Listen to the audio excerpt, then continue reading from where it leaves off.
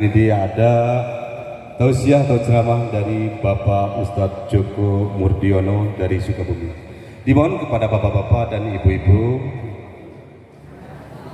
untuk jangan dulu bubar sebelum dikasih makan inti nama berenang nanti.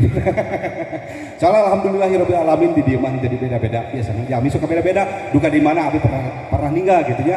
Anu di payung teh hungkul aya opi teh di ditu nama teu aya nu bikin katsonten oge. Tapi di dieu alhamdulillah kebagian besar ya. Hatur nuhun kepada Bapak Ustadz Joko Murdiono kami persilahkan. A'udzubillahi minasyaitonirrajim. Bismillahirrahmanirrahim. Assalamualaikum warahmatullahi wabarakatuh. Alhamdulillahirabbil alamin wa bihi nasta'inu ala umuri dunya waddin wa ala alihi washabihi ajma'in. Amma ba'du. Asyhadu an la ilaha illallah wahdahu la syarika lah wa asyhadu anna Muhammadan abduhu wa rasuluhu wa la nabiyya ba'dah. Allahumma shalli wa sallim ala sayyidina Muhammad. Allahumma shalli ala sayyidina Muhammad wa ala ali sayyidina Muhammad. Amma ba'du. Yang saya hormati Romo Sepuh Romonipun Bapak Haji Muhammad Burhan. Yang saya hormati pula Bapak Haji Muhammad Burhan. Yang saya hormati para alim ulama, tokoh masyarakat, dan tentunya juga yang saya hormati Ustadz Purnama yang telah tadi sama-sama kita dengarkan tausiahnya. Semoga keberkahan buat beliau, serta hadirin hadirat yang insya Allah pada hari ini dimuliakan oleh Allah Subhanahu wa Ta'ala. Bapak-bapak dan ibu-ibu sekalian, alhamdulillah untuk sekian kalinya saya bisa hadir dan memberikan sedikit tausiah atau nasihat kepada Bapak Ibu semua dengan harapan semoga apa yang saya sampaikan ini bermanfaat bagi kita semua tentunya. Bapak Ibu masih mau mendengarkan ceramahnya? Insya Allah.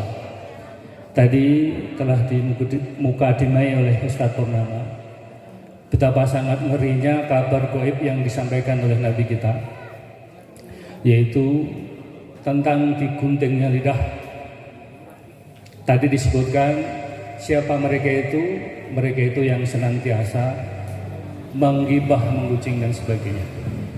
Tentunya kita tidak ingin seperti itu. Maka rumusnya sederhana untuk tidak seperti itu. Rumusnya adalah diam. Ini sesuai dengan perintah Nabi yang disabdakan. Man kana yu'minuna billahi wal yaumil akhir falyaqul khairan aw liyasmut. Artinya barang siapa yang beriman kepada Allah dan hari akhir, maka hendaklah dia berbicara yang baik-baik saja, dan kalau tidak bisa maka hendaklah dia diam. Diam tidak perlu energi Bapak Ibu semuanya. Diam tidak perlu energi, cukup mingkem, maka Bapak dan Ibu akan selamat insyaallah. Itu kuncinya. Apa Bu? Diam. Kalau nggak bisa ngomong baik, diam. Kalau ada aja orang yang mengajak ngomong yang nggak baik, diam, tinggalin. Kenapa? Risikonya besar di akhirat, yaitu digunting litahnya. Naudzubillah min dzalik. Kemudian beliau juga menyampaikan bahwa sebenarnya surga itu tidak hanya milik para ustadz, para kiai, tetapi juga surga dipersilahkan memasukinya bagi siapa saja yang mau. Tadi disebutkan bahwa cerita tentang orang yang masuk surga tidak punya amal apa-apa kecuali apa? Hati yang bersih. Ibu memiliki hati yang bersih, cukup menjadi tiket bagi Bapak Ibu untuk masuk ke dalam surga. Ayatnya jelas. La yanfa'u malun wala banun illa man atallahu bil qalbin salim. Artinya bahwa tidak ada gunanya harta dan anak-anak di hadapan Allah Subhanahu wa Ta'ala. Allah tidak perlu itu. Allah tidak menghendaki itu. Yang Allah kehendaki adalah orang yang datang menghadapnya, orang yang datang menghadap Allah Subhanahu wa Ta'ala dengan membawa hati yang bersih. Hati yang bersih sebagaimana yang disebutkan, diceritakan oleh Ustadz Purnama. Hanya dengan memiliki hati yang bersih, insya Allah kita sudah memiliki tiket memasuki surganya Allah. Mudah-mudahan Bapak Ibu semuanya saya doakan semoga semua yang hadir di sini memiliki hati yang bersih. Saya doakan pula semua orang yang hadir di sini masuk surga. Amin amin ya rabbal alamin. Bapak Ibu yang dirahmati oleh Allah, tadi judulnya adalah membangun akidah dan akhlak. Judul peringatan Isra Mi'raj sekarang ini. Insya Allah, tadi kalau cerita mengenai Isra Mi'raj sudah disampaikan oleh beliau. Maka pada kesempatan ini izinkan saya menyampaikan tema terkait dengan akidah dan akhlak. Kalau terkait dengan akidah, Bapak Ibu yang dirahmati oleh Allah, syaratnya hanya cukup satu, Pak, yaitu yakin, percaya, tidak ragu, tidak boleh bolong, itu namanya kepercayaan kepada Allah. Tidak ragu kepada Allah. Salah satu contoh, Allah Ar-Razzaq, Allah yang memberikan rezeki. Maka mintalah rezeki kepada Allah. Jangan minta rezeki kepada siapa-siapa. Itu salah satunya. Harus punya keyakinan yang bulat kepada Allah Subhanahu wa taala. Nah, itu terkait dengan keyakinan. Ya, Allah telah menyatakan di dalam Al-Qur'an, di dalam sabdanya. Allah berfirman, "A'udzubillahi minasyaitonirrajim. Alladzi naqalu rabbuna Allah tsumma istaqamu tatanazzalu 'alaihimul malaikah alla takhafu wa la tahzanu wa abshiru bil jannati allati kuntum tu'adun." Itu kata Allah. Artinya bahwa orang-orang yang mengatakan bahwa Tuhanku Allah, Allah Rabbi, Allah ya Rabbana, tsumma istaqamu, kemudian dia istiqomah sampai mati tetap la ilaha illallah, maka orang itu akan didatangi, dikerumuni, diayomi para malaikat. Sembari malaikat itu mengatakan, "Wahai hamba-hamba Allah, la takhafu wa la tahzanu." Kalian semua kalau mengakui bahwa Allah Tuhanmu, jangan takut, jangan gentar. Allah memberikan kabar gembira kepadamu dengan surga yang telah dijanjikan. Jadi berkeyakinan kepada Allah, kemudian dia istiqomah, Allah telah menyediakan surga untuk kita. Maka oleh karena itu terkait dengan akidah ini harus benar-benar kita murnikan keyakinan kita kepada Allah. Jangan menyembah selain Allah, jangan meminta selain kepada Allah, jangan takut selain kepada Allah, jangan khawatir kepada selain Allah. Maka kalau Allah kita jadikan satu masdar, satu sumber, maka insya Allah Allah akan memberi semua urusan kita. Insya Allah. Nah, kemudian Bapak Ibu yang dirahmati Allah, terkait dengan masalah akhlak. Nabi diutus itu sebenarnya adalah untuk menyempurnakan akhlak. Nabi Muhammad sendiri mengatakan bahwa wa ma bu'istu illa liutimma makarimal akhlak. Tidaklah aku diutus kepada kalian semua itu kecuali untuk menyempurnakan akhlak.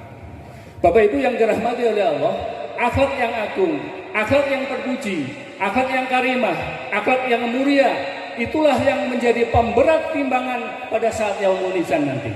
Bukan karena sholat kita, bukan karena ibadah yang lain kita, haji kita, sedekah kita. Enggak, itu kurang kalau dibanding dengan pribadi yang agung. Maka ketika Sayyidina Aisyah ditanya, "Wahai Aisyah, seperti apakah akhlak Rasulullah?"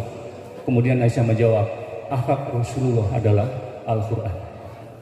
Subhanallah. Mari kita teladani Bapak Ibu, ya, keagungan akhlak beliau. Bahkan sampai Allah memuji beliau, "Wa innaka la'ala khuluqin 'adzim." Muhammad, sesungguhnya engkau memiliki akhlak yang agung. Jadi kalau kita meniru, jangan meniru siapa-siapa. Menirulah Rasulullah Shallallahu Alaihi Wasallam. Allah sendiri telah mengatakan, mengabarkan di dalam Al-Quran, "Laqad kana lakum fi Rasulillahi uswatun hasanah liman kana yarjullaha wal yawmil akhir wa dzakarullaha katsir." Telah ada pada diri Nabi Muhammad itu suri teladan yang baik bagi orang-orang yang menghendaki mengharap pertemuan Allah dengan Rasulnya, dan orang-orang tersebut senantiasa banyak berzikir kepada Allah. Jadi subhanallah Bapak Ibu yang dirahmati oleh Allah. Itulah ajaran yang diajarkan kita oleh Nabi kita Muhammad SAW. Allahumma sholli alaihi, Allahumma sholli alaihi, Allahumma sholli ala Sayyidina Muhammad. Bapak Ibu yang dirahmati oleh Allah, ada dua tema yang ingin saya sampaikan. Bagaimana kita ingin menggapai keberkahan hidup. Bapak dan Ibu-ibu, siapa orangnya yang tidak berkah hidupnya? Ada, angkat tangan nggak di sini? Yang tidak ingin hidupnya berkah, angkat tangan. Saya yakin tidak ada. Kemudian siapa yang ingin hidupnya berkah, angkat tangan. Semuanya angkat tangan. Bapak pengen berkah atau pengen banyak? Pengen banyak atau pengen berkah? Pengen banyak atau pengen berkah? Berkah. Pengen banyak dan berkah. Nah itulah watak manusia, Pak. Watak manusia disuruh memilih dua pilihan yang baik-baik, duanya diambil. Padahal mintanya hanya salah satu. Pengen berkah atau banyak? Pilihlah yang berkah. Maka kalau kita ingin menghendaki kehidupan kita itu berkah, kuncinya hanya dua, Bu. Lakukan dua ini, insya Allah kehidupan Bapak Ibu akan berkah. Kalau tidak percaya, potong, Bu, kuenya. Apa itu, Bu? Pertama adalah milikilah watak yang dimiliki oleh Nabi kita. Salah satu watak dari empat sifat watak Nabi itu adalah siddiq. Apa siddiq? Benar, jujur, lempeng, lurus, nggak belak-belok, istiqomah dia, AAPB. Nggak boleh kemudian di depan A, kemudian di tengah jalan ada yang merayu menjadi B. Nggak ada itu dalam diri pribadi Nabi Muhammad. Seringnya manusia itu di depan A, begitu jalan ada yang merayu, jadi berubah, jadi B. Itu namanya berarti tidak jujur. Apa susahnya kita itu mengikuti kejujuran? Nggak ada yang susah. Saya yakin yang hadir semua ini adalah jujur semua, insya Allah. Bapak Ibu jujur? Bapak Ibu jujur? Kalau Ibu ada Bapak ditanya aja nggak mau jawab itu. Bapak jujurkah? Ibu jujurkah? Betul? Sekarang saya tanya. Tapi harus dijawab. Bapak Ibu punya uang di dompet, ada yang merah, yang biru, kemudian yang dan sebagainya. Kalau ditanya tetangga, Bu, saya dipinjam Ibu 100.000 aja, Bu, untuk apa itu keperluan sehari-hari. Padahal di dompet itu ada yang merah, ada yang biru gitu. Ibu kira-kira jawabnya apa? Jawabnya apa? Jujur atau tidak? Belum tentu. Belum tentu. Wah, saya sendiri juga perlu ini. Ini kalau saya kasihkan kan nih, saya terus bagaimana? Kejujuran itu akan diuji oleh Allah, Pak. Yang paling sederhana itu tadi, dompet yang ada di Ibu itu. Ketika ada orang lain butuh bantuan, Ibu jujur atau tidak? Ya, Masya Allah, perlu latihan kejujuran itu. Oleh karena itu, Bapak Ibu yang dirahmati oleh Allah, kejujuran harus kita pertahankan. Milikilah bahwa jujur itu identitas seorang Muslim dan seorang yang beriman. Jangan sampai kemudian mendustai kejujuran kita. Kalau terhadap diri sendiri saja tidak mau jujur, jangan harap untuk jujur kepada orang lain. Jangan harap. Mari mulai sekarang tanya pada diri kita sendiri, jujurkah saya? Sudah jujurkah saya? Atau belum? Kalau belum, mulai sekarang ayo kita bersikap jujur. Karena jujur itu memiliki 4 efek positif yang harus kita pahami bersama-sama. Itu kejujuran. Ya. Pertama adalah bahwa kejujuran itu akan mendatangkan ketenangan. Pertama, Bu, mendatangkan ketenangan. Orang yang jujur, Bapak Ibu yang dirahmati Allah, dia tidak akan resah, gelisah, tenang hidupnya. Karena jujur. Sebagaimana Rasulullah itu jujur. Sebelum beliau diangkat menjadi Nabi dan Rasul, Rasulullah itu terkenal dengan Al-Amin, orang yang sangat dipercaya. Sebelum menjadi Rasul itu terkenal itu pribadi beliau. Ya, oleh karena itu, mari ya kita tumbuhkan sifat jujur itu. Ya, orang yang jujur insya Allah tenang. Kalau tidak jujur berarti dusta, maka kemana saja dia pergi dia akan gelisah. Karena ketidakjujuran, karena kedustaannya. Gitu. Nah, kemudian yang kedua adalah bahwa dampak daripada kejujuran itu Allah akan mendatangkan keberkahan. Keberkahan dalam hidup kita. Sedikit tapi kalau berkah menjadi cukup. Apa artinya kita punya uang bermiliar-miliar, rumah bagus, mobil bagus, ya, tapi tidak berkah. Ada saja itu jalan keluar, ya, sehingga ada masalah terus yang dihadapinya. Karena tidak jujur. Tapi kalau jujur akan mendatangkan keberkahan. Bapak Ibu yang dirahmati Allah, status apapun kita dengan orang lain itu sebenarnya adalah transaksi jual beli. Transaksi jual beli. Jual beli itu ada dua, jasa maupun barang. Itu yang kita ketahui sehari-hari. Maka kuncinya kalau kita ingin memiliki hubungan yang berkah antara satu dengan yang lainnya, maka pegang teguh kejujuran itu. Ya, karena kejujuran itu akan mendatangkan berkah. Dua orang jual beli, dia memiliki kebebasan untuk menentukan atau memilih sebelum dia berpisah. Kalau duanya jujur, maka keberkahan daripada jual beli yang dilakukan. Ini hadis. Kemudian apabila keduanya itu menyembunyikan, kemudian berdusta, maka keduanya jual beli yang dilakukan itu tidak akan mengandung keberkahan. Oleh karena itu, dimanapun kita berada, ayo kita bersikap jujur. Jujur bukan untuk siapa-siapa, jujur adalah untuk diri sendiri. Ketika kita bermuamalah dengan orang lain, kemudian kita jujur, maka nanti pada saat yaumul akhirat kemudian kita ditanya, kita punya filenya di sana nanti, ya. Kemudian file itulah yang menjadi bukti bahwa kita adalah orang yang jujur. Nah, kemudian yang ketiga, Bapak Ibu yang dirahmati Allah, berkah kita jujur itu adalah Allah akan memberikan keselamatan. Keselamatan apa? Yaitu Allah akan memasukkannya ke dalam surga. Gitu Bu. Alaikum bisidqi fa idzal sidqa yahdi ilal birri wa idzal birru yahdi ilal jannah. Berlakulah kalian jujur, karena kejujuran bagian daripada menghantarkan kalian kepada kebaktian. Dan kebaktian itu akan mengantarkan kalian ke dalam surga. Jadi sidik atau jujur itu jadikan identitas diri kita, ya. Ketika kita dilihat orang, oh itu orang jujur, saya percaya sama orang itu. Kalau bisa kita menimbulkan sikap seperti itu di orang lain, berarti insya Allah kita tergolong jujur. Maka miliki sifat jujur itu. Nah, kemudian Bapak Ibu yang dirahmati Allah, manfaat yang keempat daripada kita memiliki sifat jujur itu, kita dicatat oleh Allah sebagai orang ahli jujur. Jadi dicatat oleh Allah di ulumul kitab, di iliyin, di golongan-golongan kanan yang mencatat orang-orang yang baik, yaitu dicap sebagai ahli sidik. Itu Bu ya.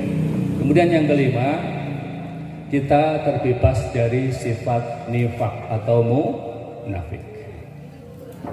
Awas hati-hati Bu, kalau ibu tidak jujur, ada penyakit nifak di dalam hati ibu dan bapak-bapak semua. Dan ini tidak boleh ada pada diri kita. Ya, karena apa? Salah satu bahaya yang bisa memelesetkan orang masuk neraka itu karena tidak memiliki sifat jujur atau dia memiliki sifat nifak. Nabi bersabda, ayatul munafiki salasun.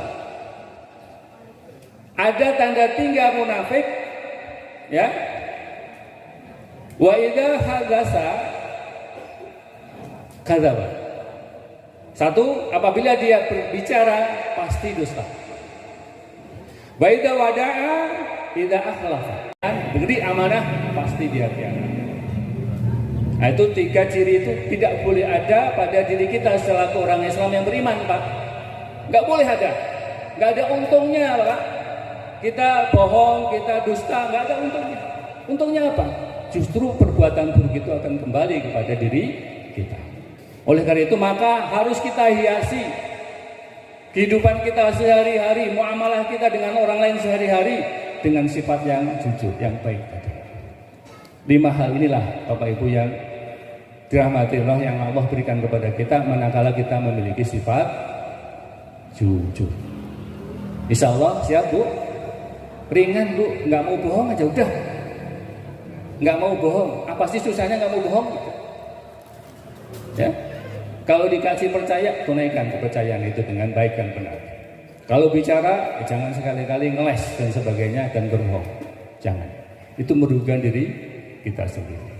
Nah, kemudian Bapak dan Ibu sekalian, satu lagi, tadi kan satu lagi yang harus ada pada diri kita, bahwa kita harus menghindari barang haram. Menghindari barang haram, apalagi jangan sampai memakan barang haram. 2 hal ini Pak yang menyebabkan manusia terpuruk kehidupannya di dunia dan di akhirat. Naudzubillah dimindali. Kita tidak ingin Pak menderita di dunia, menderita di akhirat gara-gara kita tidak jujur, ya, gara-gara kita memakan barang haram. Harus diperhatikan Bu ya. Nabi sendiri kalau lapar kemudian Masya Allah ya, tidak mendapatkan makan yang lebih baik, beliau mengganjal perutnya dengan batu. Ya, kita seperti itu belum, menurut Nabi seperti itu belum. Tapi kebanyakan manusia itu tadi, ya, kantongnya tipis, imannya tipis, perut harus diisi, akhirnya apa? Menghalalkan segala cara. Dan ini yang banyak kita saksikan di dalam kehidupan manusia sehari-hari di sekitar kita. Mulai dari pusat sampai rakyat kecil. Karena tidak memiliki apa? Tadi sifat kejujuran dan tidak mau kemudian dia memakan makanan yang halal. Pengennya haram aja. Nah, Bapak Ibu yang dimuliakan Allah, kita hindari mulai sekarang makan barang-barang yang haram. Karena itu implikasinya besar. Yaitu kita sengsara di dunia dan sengsara di akhirat. Ada 5 hal dampak buruk daripada kita memakan barang haram. Yang pertama adalah ibadah kita tidak diterima oleh Allah selama 14 hari. 1 kali kita melakukan pelanggaran, memasukkan barang haram ke dalam diri kita, ibadah kita tidak diterima oleh Allah selama 14 hari. Kalau sering kali kita melakukan itu, setiap hari kita melakukan itu, lalu kapan ibadah kita itu diterima oleh Allah? Berarti kita selama itu terus nyen membuat terus dosa. Berarti kita menumpuk dosa. Dosa itulah yang menjadi penghalang doa kita kepada Allah. Sehingga ketika kita berdoa kok nggak dijabah oleh Allah. Boleh jadi karena ada perisai, yaitu berupa dosa yang terlalu tebal sehingga apa?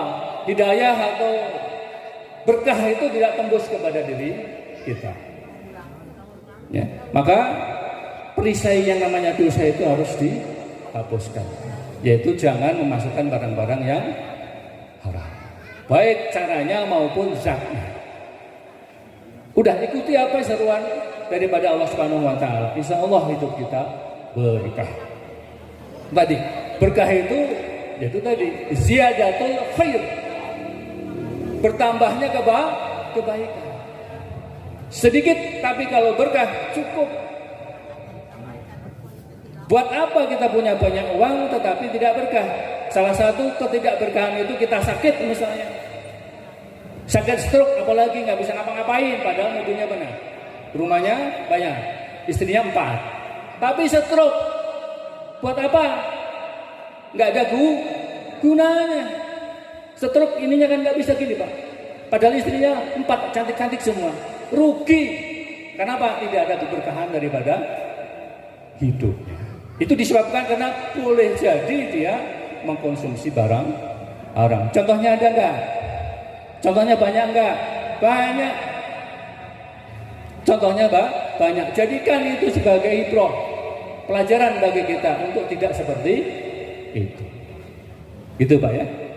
Nah, jadi dampak daripada kita tidak selektif dalam mengkonsumsi barang, maka bahaya. Ya. Kemudian yang berikutnya adalah yaitu doanya tidak diterima oleh Allah. Doanya tidak diterima oleh Allah. Kenapa? Orang yang senantiasa mengkonsumsi barang haram itu diibaratkan seorang laki-laki yang melakukan perjalanan jauh sehingga rambutnya kusut, mukanya debu, kemudian dia mengadahkan tangannya berdoa kepada Allah, ya Rabbana, ya Rabbana, ya, padahal makanannya haram, minumannya haram. Macam mana doanya akan diterima oleh Allah? Sekarang jangan jauh-jauh. Kemudian ada orang datang, ucel, umel, bau, datang kepada ibu pun minta.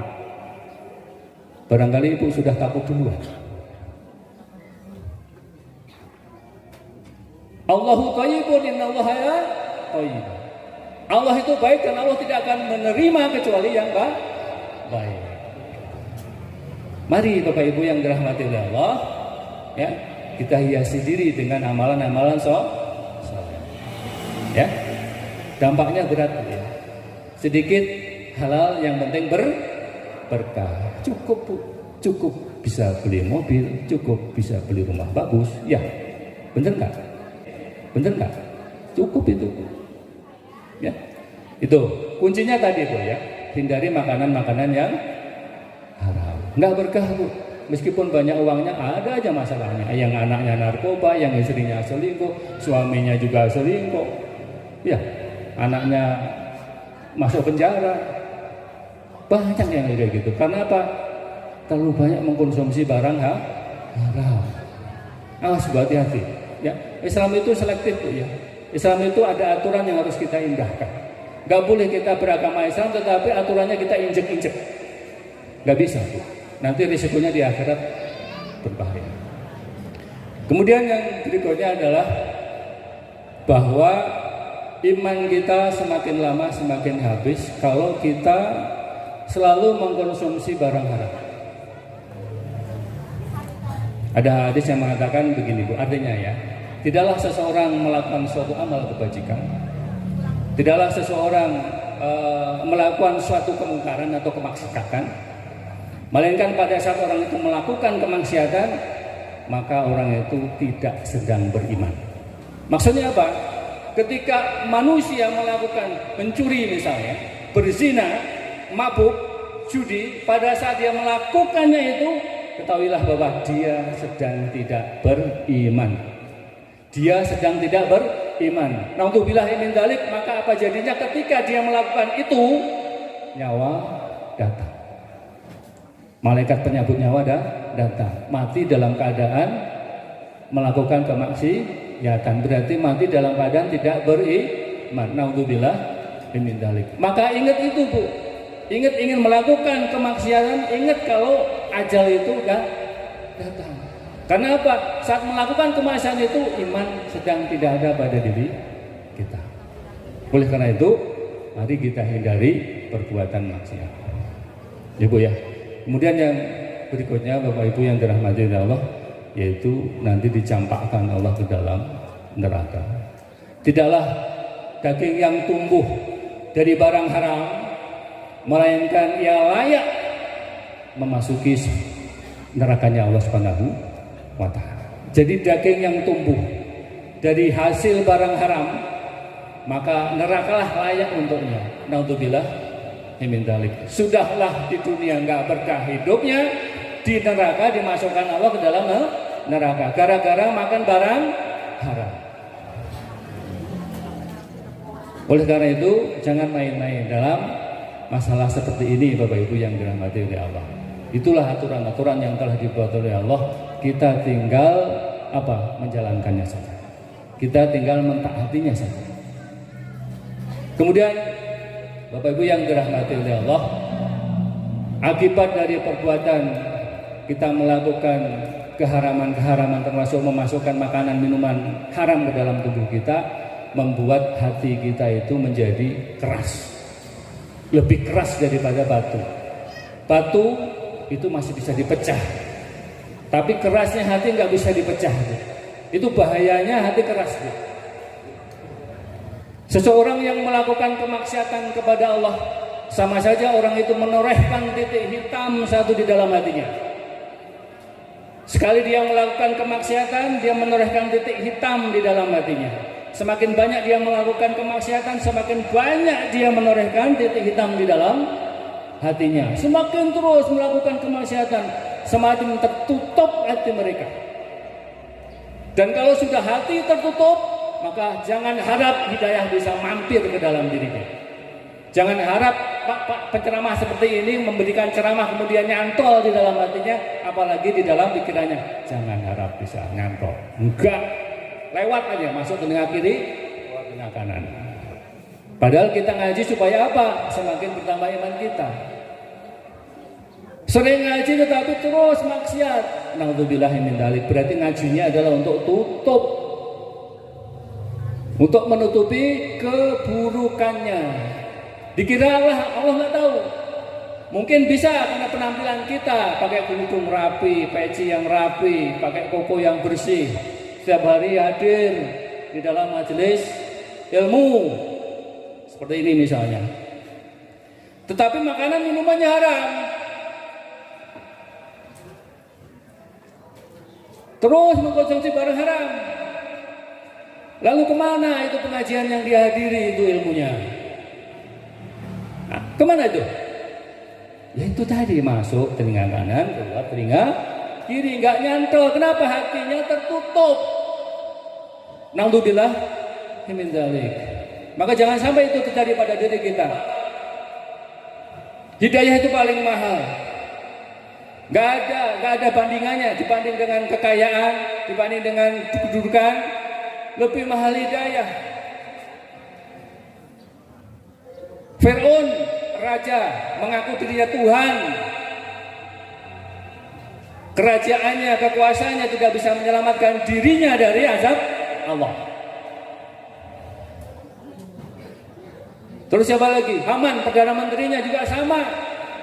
Jabatannya Perdana Menteri, tinggi, keren. Tetapi kedudukannya tidak bisa menyelamatkan dirinya dari azab Allah. Hatinya tidak tembus hidayah. Qarun, konglomerat satu-satunya di dunia yang tidak pernah mungkin disaingi oleh makhluk manapun di akhir zaman.